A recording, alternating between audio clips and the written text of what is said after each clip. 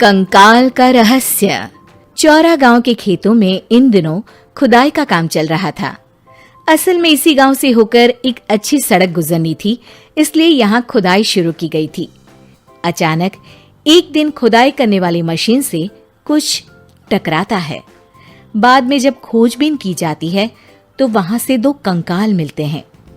Police गांव के लोगों से पूछताछ शुरू करती है। आप लोगों को क्या लगता है ये किसके कंकाल हो सकते हैं?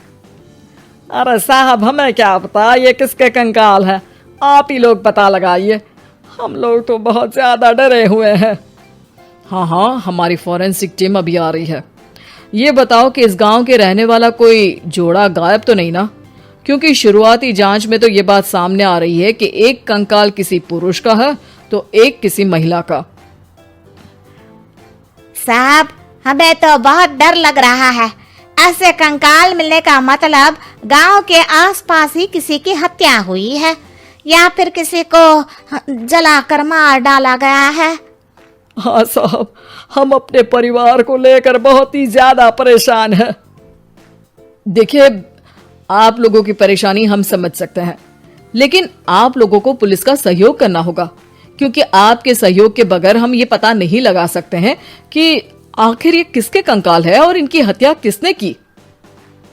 ठीक है साहब, गांव के लोग आपका पूरा सहयोग करेंगे। हाँ साहब, पूरा सहयोग करेंगे। तो फिर ठीक है, हम अपनी जांच शुरू कर देते हैं। कुछ दिन बाद जांच रिपोर्ट आ जाती है। पता चलता है कि ये कंकाल करीब 20 साल पुराने हैं, यानी 20 साल पहले किसी जोड़े की हत्या कर शव को यहाँ पर दबा दिया गया था। इंस्पेक्टर राघव, ये बताओ कि 20 साल पहले की मर्डर मिस्ट्री क्या आप सुलझ सकती है? हाँ सर, क्यों नहीं, लेकिन अब सबूत और गवाह काफी मिट गए होंगे। मुश्किल तो होगी, लेकिन शायद किसी परिवार को इंसाफ मिल सके। इंस्पेक्टर राघव, आप बिल्कुल सही कह रहे हैं। किसी परिवार को तो इंसाफ मिलेगा ही और किसी को उसके किए की सजा भी मिलेगी। जी सर, मैंने तो जांच शुरू भी कर दी है। 20 साल पहले इस गांव के 2 जोड़े अचानक कहीं गायब हो गए थे। मैंने दोनों ही परिवारों के बाकी के सदस्यों से बातचीत शुरू की तो उन्होंने बताया कि उनके बच्चे शहर गए थे, लेकिन आज तक वापस नहीं लौटे हैं। लेकिन ये दोनों शव किस परिवार के सदस्यों के हैं, ये कैसे पता चल सकेगा? सर, मैंने डीएनए टेस्ट करवा लिया है। आज शाम तक इसकी रिपोर्ट भी आ जाएगी। अच्छा, ठीक है। उसी शाम को सर, डीएनए रिपोर्ट के मुताबिक ये दोनों ही लाशें चौरा गांव के रहने वाले प्रधान सुल्तान सिंह के बेटे और बहू की है। लेकिन इनकी हत्याएं किसने की है, ये कैसे पता लगेगा? इसी का तो पता लगाने की कोशिश में जुटा हूं सर। आज सुल्तान सिंह से मिलने भी जा रहा हूं। मेरा बेटा और बहू तो मेरे लिए सिर्फ यादों में ही रह गए थे। हमें उनकी लाशें तक नहीं मिल सकी थी। आज 20 साल बाद उनके कंकाल मिले हैं। मैं अब किसके लिए जीऊं?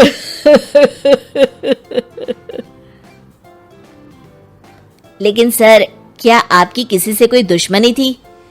अपने बेटे बहू की हत्या के लिए आप किसे जिम्मेदार मान रहे हैं? अब मैं किसका नाम बोलूं? मेरी तो किसी से दुश्मनी नहीं थी, बस मेरे बेटे बहू को कोई वापस ला पाता।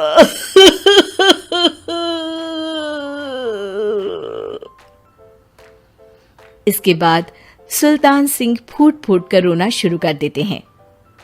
सर, अब आप इनका अंतिम संस्कार करवा सकते हैं। कम से कम इनका शरीर ना सही, इनका कंकाल तो आपको मिला है। लेकिन हाँ, अगर आपको कुछ भी याद आए तो जरूर बताइएगा। मेरी तो बेटा अब उम्र हो गई है, लेकिन मेरे बेटे और बहू के हत्यारों का जरूर पता लगाइएगा, क्योंकि जब तक हत्यारे पकड़े नहीं जाएंगे मेरा मन नहीं मानेगा। सर, हमारी पूरी कोशिश रहेगी हत्यारे को पकड़ने की। लेकिन एक बात बताइए, उस वक्त आपको किस पर शक गया था? उस वक्त मेरे एक ड्राइवर को पकड़ा गया था, लेकिन सबूतों के अभाव में उसे छोड़ दिया गया था। अच्छा, और ड्राइवर पर कैसे शक हुआ था? क्योंकि उस दिन ड्राइवर छुट्टी पर था। उस समय लेकिन लाश क्यों नहीं मिल सकी थी? उस वक्त पुलिस ने बहुत कोशिश की थी, लेकिन दोनों की डेड बॉडी नहीं मिल सकी थी।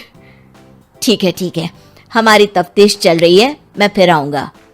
इसके बाद इंस्पेक्टर वहां से चला जाता है और सुल्तान सिंह अपने बेटे और बहू की याद में खो जाते हैं। कुछ दिन बाद सुल्तान सर, एक बात बताइए, जब आपके बेटे बहू की हत्या हुई थी, उसी के आसपास आपके ही गांव का रहने वाला एक और जोड़ा उसी वक्त गायब हो गया था ना? हाँ सर, अलका और अभिषेक, वो भी मेरे बच्चों जैसे ही थे। तो फिर वो कहाँ है? उनका भी आज तक पता नहीं चल सका, लेकिन बताते हैं कि कुछ साल पहले अभिषेक को गांव के ही किसी आदमी ने मुंबई में देखा था, लेकिन फिर वो गायब हो गया। यानी अभिषेक और अलका की हत्या नहीं हुई थी, बल्कि उन्होंने किसी वजह से खुद ही गांव छोड़ दिया था। हाँ, हो सकता है, क्योंकि अभिषेक मेरे बेटे संतोष का अच्छा दोस्त था और उसका मेरे घर भी आना जाना लगा रहता था। हो सकता है कि उसने मेरे बेटे और बहू के बारे में सुन लिया हो और ये गांव छोड़ दिया हो सकता है। उनके परिवार का कोई अब नहीं रहता क्या इस गांव में? अब तो कोई नहीं रहता। एक चाचा थे, लेकिन उन्होंने भी अपना पुश्तैनी मकान बेच दिया है। वो भी अब कहीं शहर में ही बस गए हैं। ओह, अभिषेक और अलका के बारे में भी पता लगाना होगा। हो सकता है कि वही इस हत्या के बारे में कुछ बता सके। हो तो सकता है, लेकिन वो बेचारे तो खुद ही वक्त के मारे थे, वो क्या बताएंगे। फिर भी सर, जब केस दोबारा खुला है तो जांच तो करनी ही पड़ेगी, और इस बार तो लाशें भी बरामद हुई है। कुछ दिन तक लगातार तफ्तीश चलती रही। एक दिन थाने से सुल्तान सिंह को फोन आता है। हाँ, कौन बोल रहा है? सर, मैं कांस्टेबल तुलाराम बोल रहा हूँ थाने से। आपको थाने आना पड़ेगा। थाने? लेकिन क्यों? सर, किसी की पहचान करवानी है। अच्छा ठीक है, मैं दोपहर तक पहुंचता हूँ।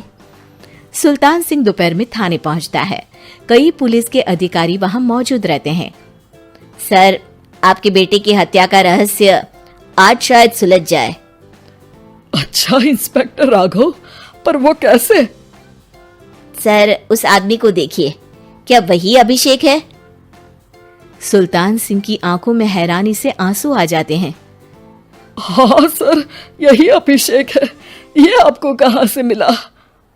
सिर्फ अभिषेक ही नहीं, बल्कि इसकी पत्नी अलका भी इसके साथ है। मैडम, जरा अभिषेक की पत्नी को लाइए। जैसे ही अलका को पेश किया जाता है, सुल्तान सिंह जमीन पर गिर जाते हैं। सुल्तान सर, क्या हुआ आपको? आप अलका को देखकर गिर क्यों गए? सुल्तान सिंह सर पकड़कर बैठ जाते हैं। ये अलका नहीं, बल्कि ये तो मेरी बहू रितु है। पूरा थाना एक दूसरे का मुंह देखने लगता है। क्या? इसके बाद हर किसी को दो कंकाल और हत्या का रहस्य समझ में आ गया। अभिषेक और रितु ने मिलकर संतोष और अलका की हत्या की थी और लाश को जमीन के नीचे दबा दिया था। आज 20 साल बाद इस हत्या का रहस्य खुल सका था कि अवैध प्रेम संबंध में दो मासूमों की जान गई थी।